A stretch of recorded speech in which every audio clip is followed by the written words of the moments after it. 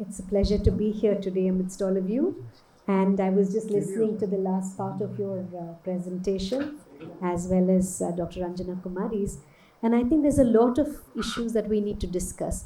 But at the first instance, let me congratulate and wish all the women here on International Women's Day. It's an important day, I think, to acknowledge the important role that women play in society as much as anybody else. And perhaps we need to see how, and more relevantly, can women play a role in society. But at the same time, of course, there are also sobering thoughts on the fact that many of us here are possibly privileged to be sitting here. But for every one of us, there are possibly tens of thousands of women who don't have the privileges that we enjoy at various times. It's also very heartening to see that in every possible spectrum of life, there are women, but the fact is that at that point of privilege, there are very, very few, and there ought to be many more. And I think that's what we need to look at. And this year's theme of International Women's Day talks exactly about that the more we engage women in different aspects of our functioning in society, society will be better off, countries will be better off, and we need to see how that is possible. Now, when you look at women's mental health, I think we need to understand that it's inevitably couched in a whole lot of other situations. Socioeconomic status is one of the very, very important situations in which women's mental health is located. So, for example, poverty and mental health have very, very close connections. I remember a couple of decades ago, when I was talking about decision making in families. It is a sad truth that very often when women do not even have the right to make decisions about what to buy, what to cook, it's very, very difficult then to expect that they will be able to move through other stages of empowerment automatically. So, socioeconomic status and the kind of status we attribute to women very often determines how empowered or how influential they're going to be in society. Lack of social protection is again something that is a huge problem in our country. There are models in the West where there is social protection offered outside of families. But in our country, most of the protection occurs within the family structure, and therefore looking at social protection becomes very critical. Then we talk about maternity benefits and food security. It is, in fact, COVID is possibly one of the eye-openers where a lot of gender inequities actually came. And the need, for example, to look at gender-specific statistics and not as statistics as a whole. Generally, when statistics are offered, they are done for women only in the context of maternal and reproductive health. But there is far more to women than just maternal and reproductive health. So you need to look at gender, whether it's in terms of the percentage of women in active employment, the percentage of women who leave active employment at various stages because they have so many other responsibilities and roles to play. And how do you retain women, therefore, in every level? As you go up the pyramid, you will see a gradual attrition of women. Of course, there are exceptions. I can talk about my institution where all the 3 deans are women in very, very high leadership positions. But these, of course, while they're very, very welcome, one must recall that they are rather exceptions than the rule everywhere. Now, let's talk about a small thing like school enrollment. One of the things that, that was noticed is that the dropout from schools is more among young girls than among boys. One of the very sad things that we noticed during COVID, where we were looking at, digital expansion, we were trying to make classrooms available to kids where they were in their homes. Sadly, when it comes to only one mobile phone or only one computer being available in a house, the priority that is given to the girl child becomes then lesser. And those are the kind of things that really talk about this kind of inequity in society. And we also know, especially, of course, even before COVID, a lot of these was there in terms of having to balance responsibility of homework, work at home, as well as the workplace. There is certainly a much greater pressure on women to do that. Increased violence against women and women's safety has again become a problem. It was always a problem. It has got more amplified globally. When I talk about all these problems, I don't think they're confined to any one part of the world. These are global problems that people are facing. And of course, the fact that women's inclusion, particularly in the STEM areas, science, technology, engineering, etc., is far less desirable than it ought to be. So, when we look at the impact of COVID particularly, it has been established that there were steeper losses of jobs for women as compared to men. There was also, various other things, like, for example, access to services was far more difficult and challenging for women. We must understand that a lot of mental distress is very often couched in gender role and gender expectancies, causing a lot of distress. In fact, I remember when I started my career, a lot of women used to come seeking help for a lot of somatic problems, body aches, everywhere, because there was no language to verbalize psychological distress adequately for women. I think that has changed somewhat. It's very nice to see that it's very encouraging to see that people are talking about psychological distress. But it's also very important not to equate psychological distress with mental illness. And I think all of us must understand that at different times in life, we can have much more psychological distress, and we might be able to function quite well at other times.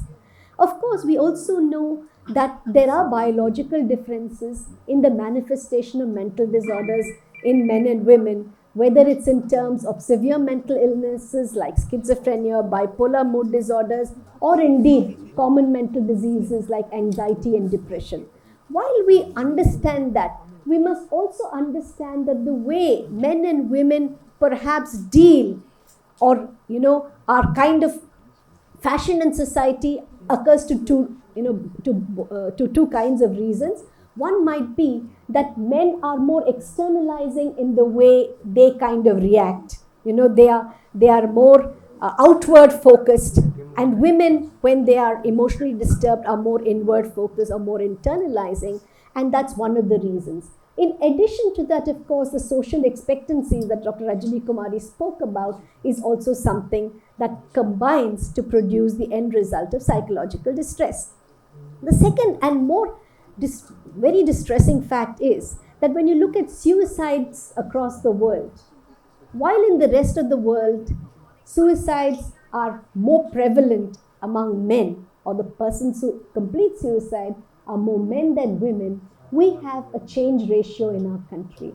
And particularly young women are perhaps, the risk is most prevalent in young women. And that's where we need to understand psychological distress from a socio-cultural perspective, because if we don't do that, I think we'll be not able to really address the social vulnerabilities that women face.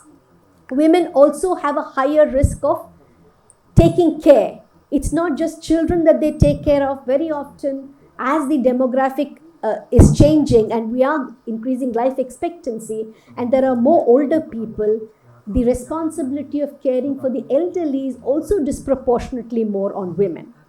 And therefore, in talking about the issues that we need to talk about, I just thought I'd just focus a little bit in terms of the science and technology part of it. And this is important because, many of you here are in higher education possibly, and therefore we need to understand that, again, in terms of participation of women in STEM, and I'm not quoting only data from India, this is global data, and that's quite surprising. Only 1 in 3 researchers is a woman.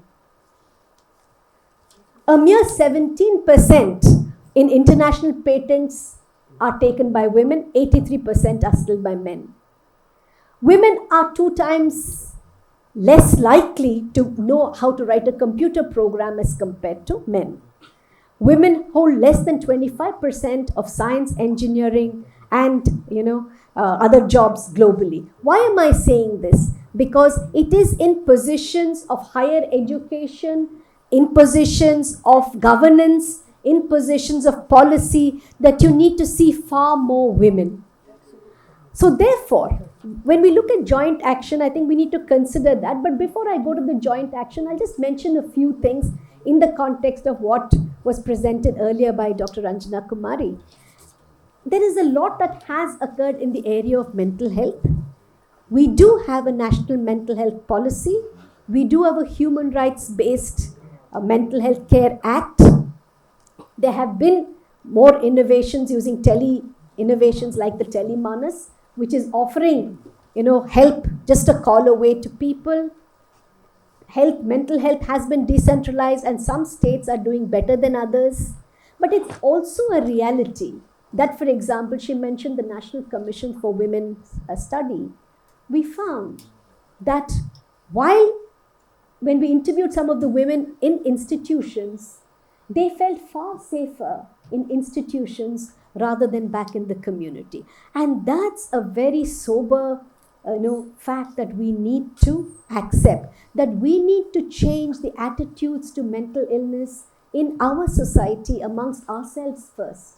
So the first thing is the stigma associated with mental disorders and a greater acceptance of talking about it. The second thing is to understand, as I mentioned earlier, and I'm reiterating that fact, that all of us can go through psychological distress at telling points in our lives. We need help. We need informal help. We need formal help whenever the problem goes out of hand. As far as mental disorders are concerned, it is important not to delay help seeking.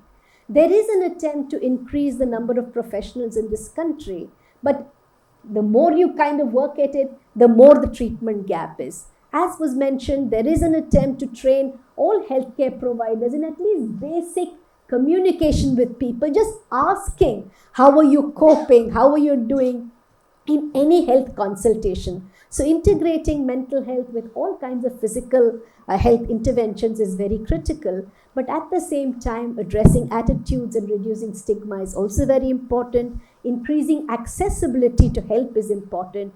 Rehabilitation and reintegration is equally important. So again, I just want to compliment you on the fact, and I think that's the message that we need to talk about. That there is hope and optimism, that just as physical illnesses can be, controlled, mitigated, treated, and recovery is possible, it is also possible to recover and get on despite having challenges in the area of mental health.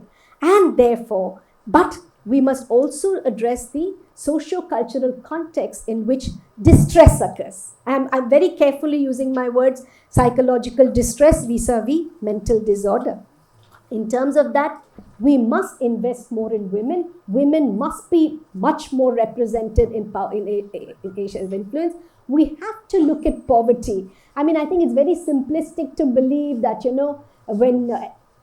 as long as your mental attitude is right, everything will go okay.